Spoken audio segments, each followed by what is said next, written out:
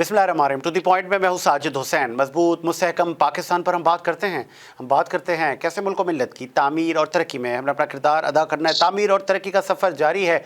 SCO conference हो गई, उसके बाद पाकिस्तान कहाँ खड़ा है, कॉन्स्टिट्यूशनल अमेंडमेंट हुकूमत करने जा रही है, तमाम मौजूद बात करेंगे। इस वक्त पॉलिटिकल एनालिस्ट हमें ज्वाइन किया है, बेबाक गुफ्तगू करते हैं और आपके सियासी तज्जिए, आपकी सियासी प्रेडिक्शन 80% तो गालबत पूरी होती है। इकबाल अडवाणी साहब ने हमें ज्वाइन किया। आप CEO हैं सेविंग होम के, खुश आमदीद कहेंगे इकबाल अडवाणी साहब।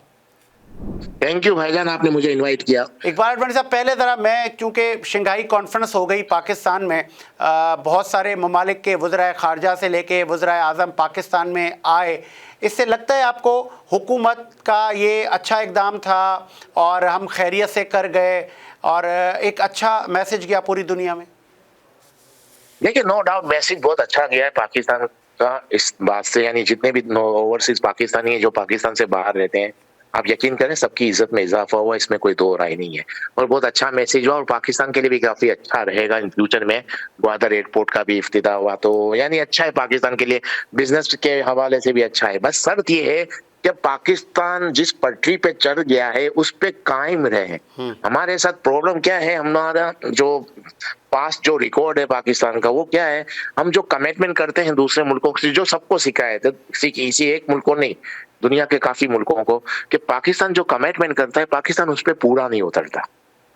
अब जो हमने कमिटमेंट किए हैं, जो दुनिया से मुआहदे किए हैं, जो जो हमने कहा है कि जिस तरह का हम लॉ एंड ऑर्डर मेंटेन करेंगे, IMF से किया है, या जो अभी जो तंजीम है, 40% आबादी की ये तंजीम है, 40% आबादी को रिप्रेजेंट करती है ये तंजीम, सही है। तो इसका मतलब हम आधी आबादी को, यानी वो रिप्रेजेंट करने वाली तंजीम का हमने यहाँ पर होस्ट थे, हम लोग मेहमान थे, राइट, मेजबान थे, सॉरी।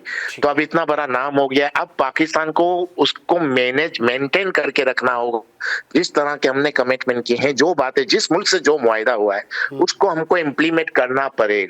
बस बदकिस्मती से है, पास में ऐसा रिकॉर्ड रहा है कि हम जो कमिटमेंट करते हैं उसको इम्प्लीमेंट नहीं कर पाते, गवर्नमेंट चेंज हो जाती है, ये वजह भी है। अब कोई भी वजह हो, कोई भी गवर्नमेंट आए, हमको हर उस बात को इम्प्लीमेंट करना पड़ेगा, जो हमने कमिटमेंट किए हैं उसको पूरा करना पड़ेगा। तो पाकिस्तान, ये भी बताइएगा, 26वीं कॉन्स्टिट्यूशनल अमेंडमेंट हुकूमत करने में कामयाब होगी? पहले भी आपने कहा था माहौल बन गया, मौलाना मान गए, लेकिन अब मौलाना का ये कहना है ये जो मुसव्वदा है ये मेरा बनाया हुआ है, ये मेरी शराइत पर हुकूमत राज़ी हुई है इसलिए मैं राज़ी हुआ हूँ, जिसमें अदलिया और बेंच की बात हो रही थी। अदालत बनेगी आईनी या आईनी बेंच बनेगा?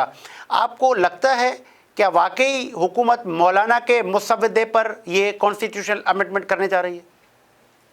नहीं, देखिए, मौलाना को भी तो फेस सेविंग चाहिए ना। मौलाना ने बहुत बड़ी बड़ी बातें की थी, PTI से काफी कमिटमेंट किए थे कि हम लोग नहीं जाएंगे, और अब मौलाना पे आ गए। मैंने आपको कहा था कि मौलाना मान जाएंगे, आपको शायद मालूम था। हाँ। कि मेरे पास, आपके पास रिकॉर्ड होगा, मैंने कहा मौलाना मान जाएंगे, और नहीं भी मानेंगे तो गवर्नमेंट तो करके जाएगी, क्योंकि आपको पता है गवर्नमेंट के पीछे कितनी बड़ी सपोर्ट है, गवर्नमेंट एक्चुअली चला कौन रहा है। आप देखें, इतनी बड़ी कॉन्फ्रेंस हो गई, इससे भी पाकिस्तान की गवर्नमेंट का मोरल बुलंद हो गया है, कॉन्फिडेंस लेवल बढ़ गया है। तो मौलाना को मानना तो था। बस अब देखें, फेस सेविंग चाहिए तो बोलेंगे भाई मैंने कहा था वही हुआ है। भाई आपने तो कहा था कि ये तो चीज ये होनी ही नहीं चाहिए, जो हो रहा है, और वही होगा जो पहले से डिसाइड किया हुआ है, वो चीज हो जाएगी। और मैंने तो आपको पहले भी कहा था, मौलाना ने मानना था और मान गए। तो PTI के साथ मौलाना यानी हाथ कर गए? देखिए मौलाना, देखिए PTI के साथ हाथ का मसला नहीं है ना, PTI के खुद की भी तरीकेकार मुझे लगता है अजीब है। वो PTI के साथ कोई भी ज्यादा टाइम नहीं चल सकता। मुझे बताएं, जब इतनी बड़ी कॉन्फ्रेंस हो रही थी उस दिन आपको एहतिजाज की कॉल देने की जरूरत क्या थी? आप वो स्टेप लेने की जरूरत क्या है जिसको आप डिफेंड नहीं कर सकते? आपकी पार्टी के लोग वो डिफेंड नहीं कर सकते। आपकी पार्टी के लोग कह रहे हैं कि ये नहीं होना चाहिए, क्योंकि ये जो कॉन्फ्रेंस हो रही है ये क्या किसी एक गवर्नमेंट की कामयाबी है? नहीं, ये पाकिस्तान की कामयाबी है, पाकिस्तान की कामयाबी है, पाकिस्तान के हर आम आदमी की कामयाबी है जो पाकिस्तान में रहता है। तो पार्टी चला कौन रहा है? PTI कौन चला रहा है कि ये ऐसी इतनी बड़ी कॉन्फ्रेंस हो रही है और फिर कह रहे हैं जी हम एहतजाज करेंगे, उसके लिए इजलास बुलाया गया है एहतजाज के लिए? तो ये PTI के दुश्मन हैं या PTI के ये दोस्त हैं, मुखलिस हैं?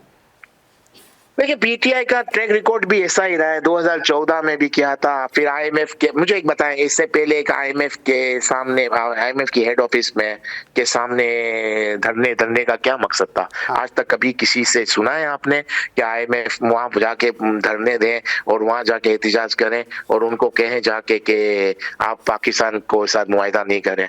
तो पीटीआई इस तरह की चीजें करती रहती है और मुझे नहीं लगता कि ये किस सोच के तहत कर रहे होते हैं। फिर जलसे वो करने काम जा आप रहे हैं, अगर कर फिर एहतजाज क्या की हुआ? कॉल दे दी है।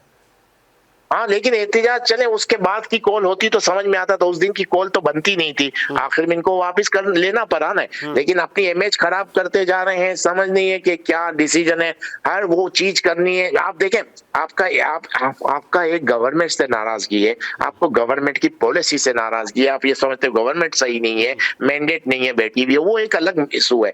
लेकिन उस काम में वो चीजें जो पाकिस्तान के लिए नुकसानदेह है, वो तो आपको नहीं करनी चाहिए। पीटीआई पता नहीं किस तरह ये सोच रख रही है कि हर वो काम कर जाती है जिससे पाकिस्तान को नुकसान है, तो आम आदमी पाकिस्तान का नुकसान जिससे उठाए या जो पाकिस्तान से बाहर है उनको फेस करना पड़े, तो ऐसी पॉलिसी को तो कंटिन्यू नहीं करना चाहिए। लेकिन बदकिस्मती से पीटीआई काफी अरसे से इसी तरह की पॉलिसी पे चल रही है। एक तासुर ये भी दिया जा रहा है, जस्टिस मंसूर अली शाह आएंगे, ट्रिब्यूनल में केसेस चल रहे हैं, वो कहेंगे कि फ़ौरन इनके फैसले सुनाए जाएं, वो फैसले पाकिस्तान तहरीक इंसाफ के हक़ में आना शुरू हो जाएंगे, फिर पीटीआई की अक्सरियत हो जाएगी, हुकूमत को, वज़ीर आज़म को एतमाद का वोट लेना पड़ेगा, इमरान खान बाहर आ जाएंगे, पीटीआई की हुकूमत आ जाएगी। तो क्या मंसूर अली शाह आने वाले चीफ जस्टिस इतनी अहमियत के हामिल हैं? क्या पीटीआई इतना उन पर सब कुछ, वो कहते हैं ना, पूरा बोरिया बिस्तर उनके कंधे पर है कि आप ही आओगे तो हमें कुछ कर जाओगे? क्या ये उनकी गलतफहमी है या वो ठीक सोच रहे हैं? नहीं, बिल्कुल गलत फहमी है, वो सोच रहे हैं ऐसा होगा नहीं कुछ भी। देखिए तो पीटीआई तो क्या क्या सोचती है और क्या क्या कह रही है। ये तो पीटीआई तो कहती है अगर ट्रंप आ जाएगा तो खान साहब बाहर आ जाएंगे। कैसे हो सकता है इन चीजें? ट्रंप अगर आ भी गया तो मुझे लगता है वो अमेरिका इतना उलझा हुआ है अपने मामलात में कि पाकिस्तान की तरफ तो देख भी नहीं पाएगा। तो पीटीआई इसी तरह मंसूर अली शाह को भी इतना वो बना कर रख दिया है कि उनके ऊपर पहले से बर्डन आ गया, पहले से उनकी क्रिटिसाइज शुरू हो गई है उनके ऊपर। तो पीटीआई इस तरह के बयान दे देती है कि जो आने वाला होता है उसके ऊपर पहले से एक प्रेशर बिल्डअप हो जाता है। तो ऐसा कुछ भी नहीं होगा, जिस तरह चल रहा है इसी तरह चलेगा, ये आप ले लें, लिख लें। इसमें कोई ऐसी बातें नहीं होंगी कि खान साहब के केस खत्म हो जाएंगे, इलेक्शन दोबारा हो जाएंगे, नहीं, ऐसा कुछ नहीं होगा। और पाकिस्तान अभी तो मुझे लगता है गवर्नमेंट काफी स्ट्रॉन्ग होती जा रही है जैसे जैसे वक्त गुजरता जा रहा है। आपको पता है अभी वो जो इलेक्ट्रिक के हवाले से भी मुआहदे जो कैंसिल कर दिए गए हैं, तो हो सकता है इलेक्ट्रिक यानी वो भी कम हो जाए, और बाकी भी काफी करेंसी डीवैल्यू नहीं हो रही हमारी, एक तरफ रुक गई है, इंटरेस्ट रेट कम हो गया है, और पाकिस्तान में इन्वेस्टमेंट बाहर से आना शुरू हो गई है। अभी सऊदी अरब का एक वफ्द आया था, तो मुझे तो नहीं लगता पीटीआई के लिए कोई अच्छा वक्त आने वाला है। अच्छा, ये भी सर, इस पे भी रोशनी डालिएगा कि ये जो मौजूदा हुकूमत, जिस तरह आपने कहा कि मजबूत होती जा रही है, 26वीं कॉन्स्टिट्यूशनल अमेंडमेंट भी हो जाएगी, एससीओ के बाद भी उनका मुराद, इमरान खान साहब बीमार हैं हॉस्पिटल में? एक मेरा ये सवाल है, क्या वो ठीक हैं, चौको चौबंद हैं, या कि वाकई उनकी तबीयत नासाज है? दूसरा, पंजाब में एक स्कैंडल आता है कि एक लड़की का रेप हो गया, उस पर ख़बरें, उस पर यूट्यूबर्स, उस पर एक हल्ला, लेकिन मरियम नवाज साहब आके कहती हैं ये सब झूठ था। नहीं तो वो तो आके प्रेस कॉन्फ्रेंस करके सब साबित करके गई है ना। और अभी मेरा मकसद है कि आप पहले आप देखें, सबसे पहले पाकिस्तान, इसके बाद किसी की गवर्नमेंट, कोई वजीर आजम। हमारे यहाँ वही काम किया जाता है जिससे पाकिस्तान बदनाम होता है। अब वो कोई भी है, उनको तो सजा मिलनी चाहिए। देखिए आप क्या समझते हैं, पाकिस्तान में बुराई है, दूसरे मुल्कों में नहीं है? हर जगह है। इस मुल्क में प्रॉब्लम नहीं है। आप जाएं, अभी कितने यूरोप के मैं कंट्री बता दूं, आप वहां पर ऐसा हाल हो गया कि फौरन लूट के चले जाते हैं। लेकिन आपके यहाँ कभी रिपोर्ट आती है, खबर आती है? नहीं आती। हमारे यहाँ कोई छोटा काम भी होता है, इसके ऊपर पूरी दुनिया जमा कर दी जाती है। आप क्या करते हैं, आप क्या समझते हैं लॉ एंड ऑर्डर पाकिस्तान में ही बुरा है, दूसरे मुल्कों में नहीं है? कितने हालात दिन ब दिन खराब हो गए हैं यूरोप वगैरह में, जो अभी मिडल ईस्ट में जो हालात चल रहे हैं, और जो यूक्रेन की जंग हो रही है, मिडल ईस्ट, इतने हालात बुरे हो गए हैं दुनिया के अंदर, लेकिन किसी मुल्क के बारे में इस तरह बात नहीं आती। हमारे मुल्क में पता नहीं सस्ती शोहरत की वजह से कोई भी छोटी बात होती है उसको इतना बड़ा चढ़ा के बयान किया जाता है। मैंने तो यही नोट किया है कि पाकिस्तान को जो सबसे ज्यादा बदनाम कर रहा है दुनिया के अंदर, वो एक पाकिस्तानी है और कोई नहीं कर रहा। पाकिस्तान के सबसे बड़े दुश्मन मुझे लगता है पाकिस्तानी है, बाकी कोई नहीं है। इमरान खान साहब की से तबीयत का भी मैंने सवाल पूछा था, पीटीआई वाले नहीं, तबीयत का तो उन्होंने जो गौहर साहब ने तो अनाउंस कर दिया कि तबीयत सही है। 1 घंटा वर्जिश की है खान साहब ने, इन्होंने तो रिपोर्ट दे दी, डॉक्टर की रिपोर्ट भी सही है और वर्जिश की है और खान साहब की तो तबीयत सही है। अब ये पीटीआई एक पेज पे नहीं है, खुद इनके लोग कोई क्या कह रहा है, कोई क्या कह रहा है। अगर इनके चेयरमैन है जो भी हैं, गौहर साहब जो है, बैरिस्टर गौहर, उनका तो स्टेटमेंट आ गया है ना, तो उन्होंने कहा सही है। अगर वो कोई अगर कहते हैं कि सही नहीं, मतलब झूठ कहा जा रहा है, तो फिर उनको रखा क्यों, इनको हटा दें। तो पीटीआई खुद जो बाहर की पीटीआई जो है वो खुद एक पेज पे नहीं है। मैंने यही नोट किया है कि पीटीआई में जितने लोग हैं इनको सबको स्क्रीन पे आना है और हर कोई अपनी बात ऐसी बात कहता है जिससे वो मीडिया में इन रहे। इस वजह से हर रोज एक नई बात आती है। एक आखिरी मेरा आपसे सवाल है, सीएमकेपी के अली अमीन गड्ढापुर पे ये भी इल्ज़ामात हैं कि वो इस्टेब्लिशमेंट का आदमी है, वो पाकिस्तान तहरीक इंसाफ को ख़त्म करने में कोई कसर नहीं छोड़ेगा। देखिए, पाकिस्तान की सियासत में आप एक चीज समझ लें, एस्टेब्लिशमेंट का एक रोल है, इसको पहले एक्सेप्ट कर लें। हमारे यहाँ जो पीटीआई के जो लीडर बाहर हैं वो जो बातें कर रहे हैं वो यहाँ आकर फेस तो कर नहीं रहे, और जो यहाँ आकर फेस कर रहा है, जो यहाँ पर ग्राउंड पे है, उसको पता है कि किस तरह रहना है। जो भी है पीटीआई की जो भी लीडरशिप जो पाकिस्तान में है, वो जो भी कर रही हैं वो पाकिस्तान के रियलिटी को एक्सेप्ट कर रही हैं। ग्राउंड रियलिटी क्या है उसके हिसाब से मूव कर रहे हैं, उसके हिसाब से चल रहे हैं। उनको यहाँ रहना है, इनको पता है यहाँ पर किस तरह रहा जाता है। एक बंदा खान साहब बंद पर अंदर है, वो अपने हिसाब से जो दिल में आता है बयान दे देते हैं कि ये कर दें, ये कर दें। बाहर की जो बेटी है, बाहर जो बैठे हैं मीडिया पे, सोशल मीडिया के हवाले से, इनको जो आता है दिल में बोल देते हैं ये करें, ये करें। जो यहाँ आएगा ना वो इसी तरह रहेगा जैसे गंडापुर रह रहे हैं, बैरिस्टर गौहर साहब हैं, जो भी यहाँ पर है, उमर अयूब, जो जिस तरह फेस कर रहे हैं और अपने आप को बचा के चल रहे हैं। तो ये एक रियलिटी है कि इसको एक्सेप्ट करना पड़ेगा। पाकिस्तान में एस्टेब्लिशमेंट का रोल है, सियासी रोल बहुत ज्यादा है, जिसकी वजह से वो अपने आप को मैनेज करके चल रहे हैं। तो मैं नहीं कह सकता कि इनमें कोई खराबी है। ये तो जो ग्राउंड रियलिटी है उसके हिसाब से अपने आप को लेकर चल रहे हैं। ठीक है जी, बहुत शुक्रिया आपके कीमती वक्त का इकबाल अडवाणी साहब, आपने अपना मौक़िफ़ दिया। और प्रोड्यूसर साहब मुझे ब्रेक का कह रहे हैं, ब्रेक लेते हैं, ब्रेक के बाद हाजिर होते हैं।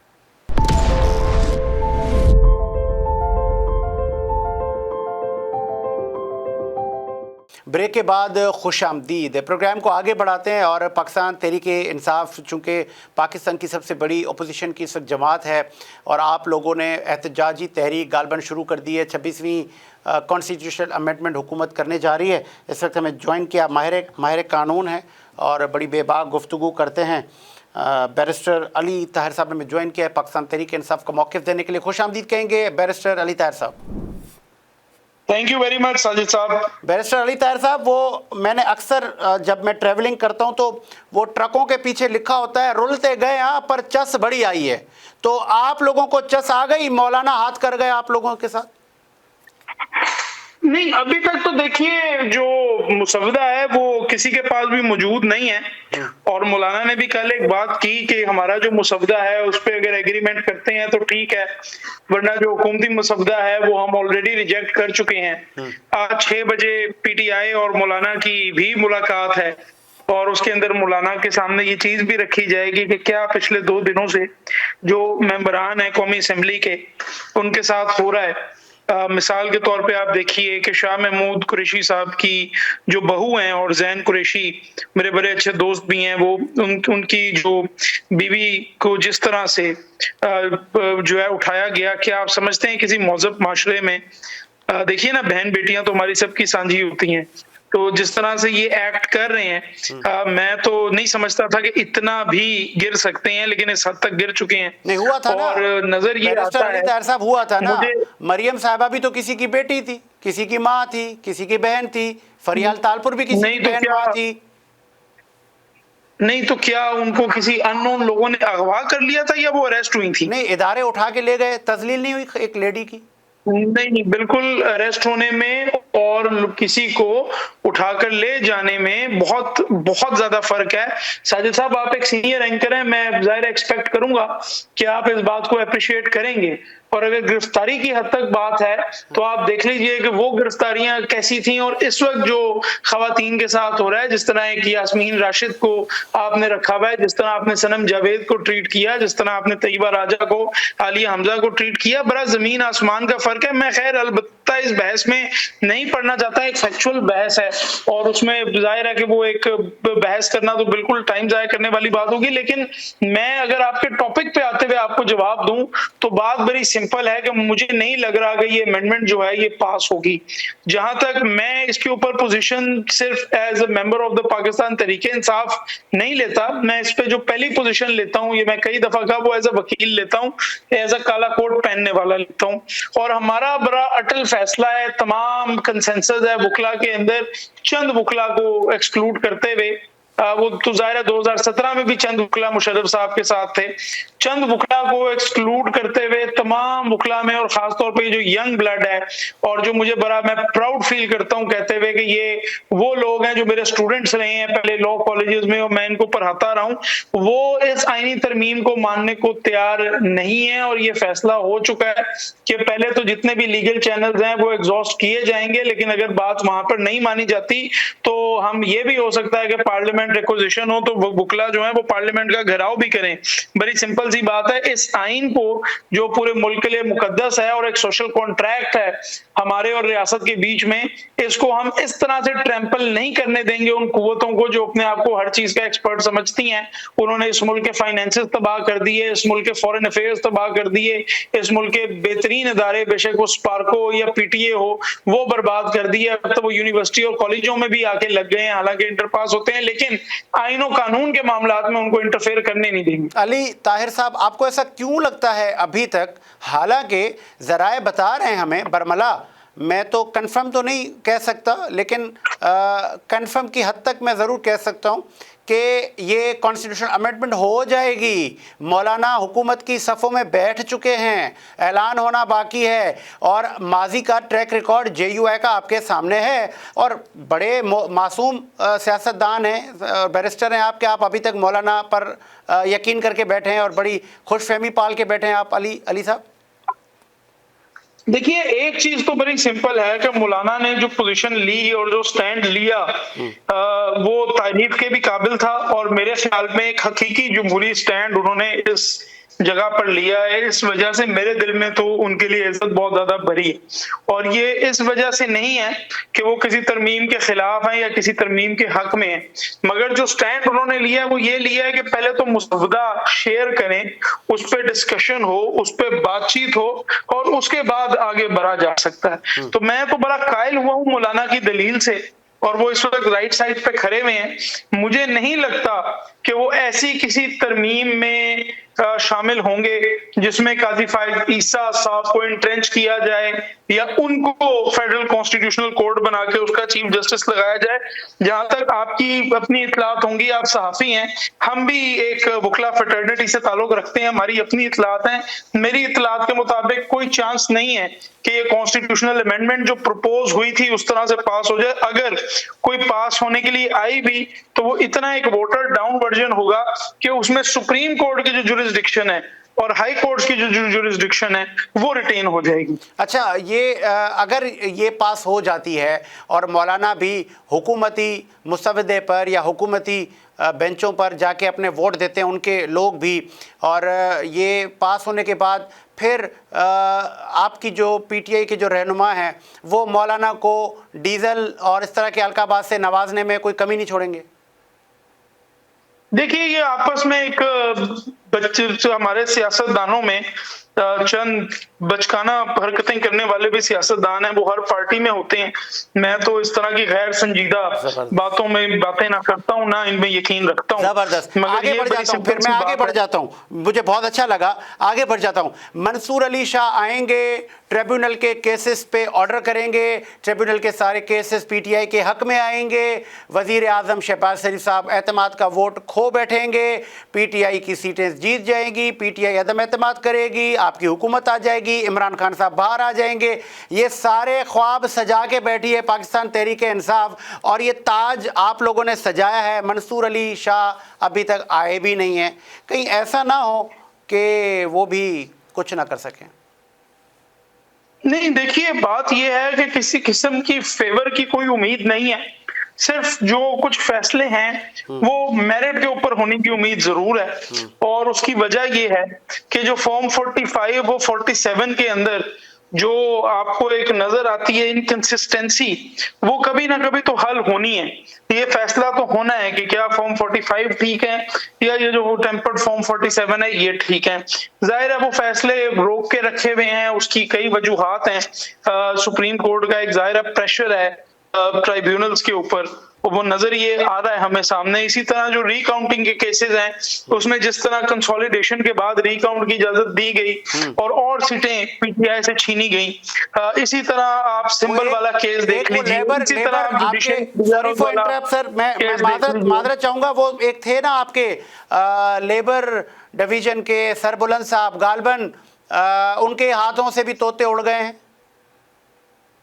जी, आप देखिए ना कैसी ज्यादती उसके अंदर की गई है उस केस में कि एक बंदा जिसका परसेंटाइल में केस ही नहीं आता और वो 16,000 जो है वोट लेकर जीता हुआ है, 6,000 की उसकी लीड है, वो परसेंटाइल में ही नहीं आता कानून के, मगर इलेक्शन कमीशन ने रिकाउंट किया और हाई कोर्ट ने एक स्टे दिया उसके ऊपर।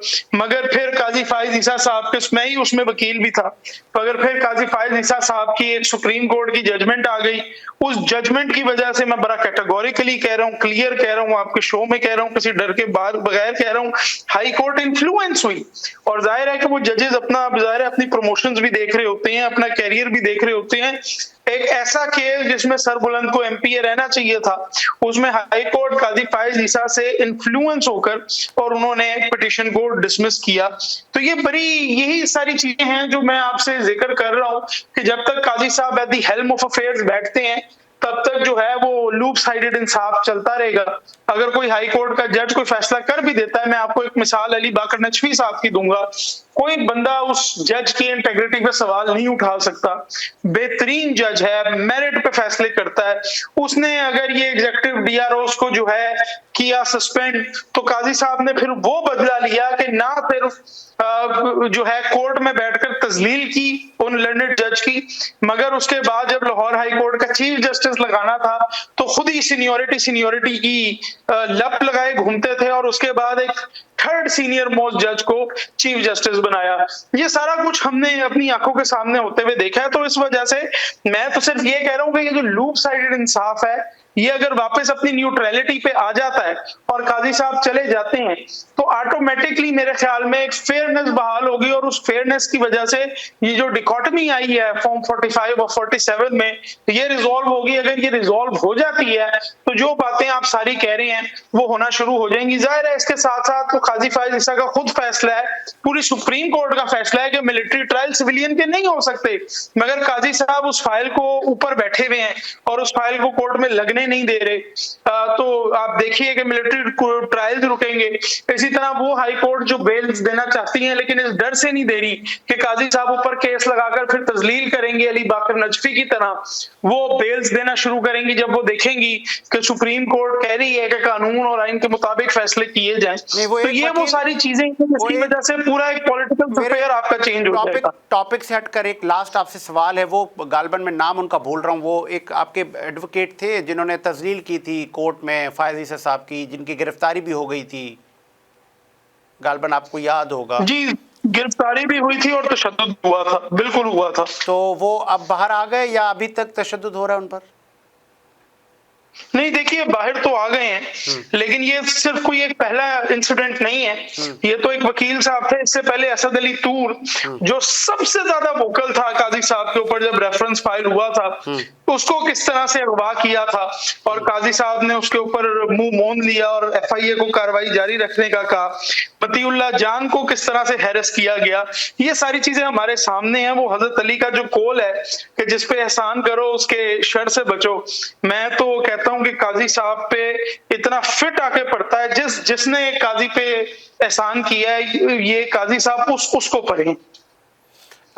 बीइंग बैरिस्टर, जिस तरह एक चीफ जस्टिस ऑफ पाकिस्तान की तजलील की जा रही है, क्या ये फिर सही जा रहे हैं हम लोग? जी देखिए, क्रिटिसिज्म तो हर बंदे का राइट है, वो बेशक मैं हूं या आप हूं, अगर हमने पब्लिक ओहदों पे बैठना है तो हमें क्रिटिसिज्म मिलनी चाहिए। और जितनी क्रिटिसिज्म काजी फायज ईसा ने अपने चीफ जस्टिस की खत लिख लिख के की है, जितने प्रॉब्लमेटिक ये थे, ना सिर्फ एज सीनियर प्यूनी जज बल्कि एज थर्ड सीनियर मोस्ट जज, और इस वक्त भी बैठ के जिस तरह वो बाकी जजों की तजलील करते हैं, तरमिनल्लाह के बारे में उन्होंने लिखा एक जुडिशियल ऑर्डर के दौरान कि आप टाइम पे फैसले नहीं करते। इसी तरह आपने देखा कि मुनीब अख्तर साहब के ऊपर इल्जामात लगाए मंसूर अली शाह के खत का जवाब देते हुए। हर किसी पे तो वो यानी वो अपने आप को एक अकेले कुल समझते हैं और वो ये समझते हैं कि उनके अलावा कोई और जज इस काबिल ही नहीं है कि फैसले लिखे। हालांकि मैं प्रिपेयर हुआ हूं मुनीब अख्तर साहब के सामने, मैं आप मेरे सामने कुरान अगर रख दें मैं उस पर भी हाथ रख के कह सकता हूं कि इंटेलेक्चुअलिज्म में काजी फायज ईसा मुनीब अख्तर की जूती के बराबर भी नहीं। चलें जी, इसी उम्मीद के साथ मेरा मुल्क शाद आबाद रहे। बहुत शुक्रिया बैरिस्टर अली ताहिर साहब, आपने पाकिस्तान तहरीक इंसाफ का मौक़िफ़ दिया। मुझे साजिद हुसैन को इजाज़त दीजिए, मुलाकात होगी नए प्रोग्राम के साथ। अल्लाह हाफ़िज़।